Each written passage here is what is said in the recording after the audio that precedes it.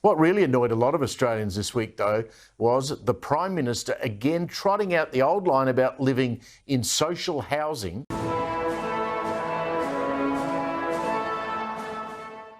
And how his dear old mum, and I'm sure she was a lovely woman... Oh, give me a break, will you? Crocodile tears as far as I'm concerned. The truth is that my mother has been called out for telling friggin' lies. And she then adopted his name, Albanese. But continued to pretend that he had died in an accident. That's right. My mom is a liar. I'm not talking about the Santa Claus or Tooth Fairy kind of lie. These are lies that are traumatizing for kids. And I'm sure she was a lovely woman, had lived in the same government-assisted house, social housing, since she was born. I am a filthy scumbag liar like my mother. And Australians don't like liars. and I know what it's like. Now, all that did was cause me to wonder how that happens, that someone lives in social housing for 65 years, all their lives. It also made me wonder, why wouldn't the Prime Minister, once he had a good job, and he's been in politics for 30 plus years, why wouldn't the Prime Minister rent her somewhere better to live? Without dishonouring my mum. Bottom line here for me is I think Albanese thought this job would be a breeze, the job of Prime Minister.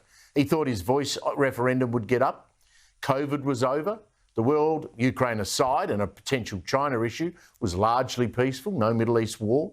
Economics post-COVID were improving. Just sail through the next 3 years, he thought, and he'd get re-elected. Not a chance in hell. Well, as we know, a lot has changed. Labor around the nation in the states and territories is very much on the nose.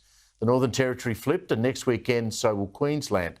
Labor in Victoria is despised, and it's really only the moderate Labor states like New South Wales and South Australia that are stable.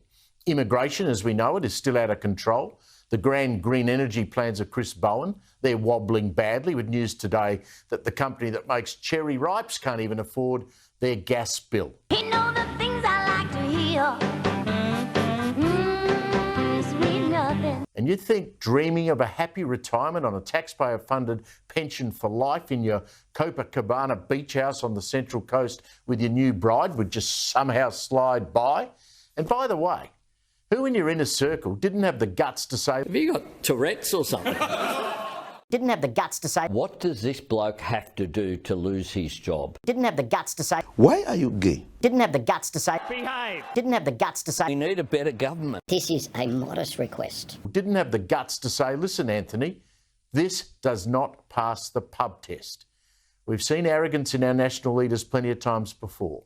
Think of Paul Keating in silk suits, Kevin Rudd in the New York strip club, Turnbull and just about everything he did, and of course Morris in Hawaii and that hose. I seriously didn't think a politician of Albanese's experience could be this dumb. That's my style. I hope you've noticed that. I would be adopted out, and that the story would be told in the local community and in the family that she had got news of my father's death, and that had caused her to the trauma to lose her child.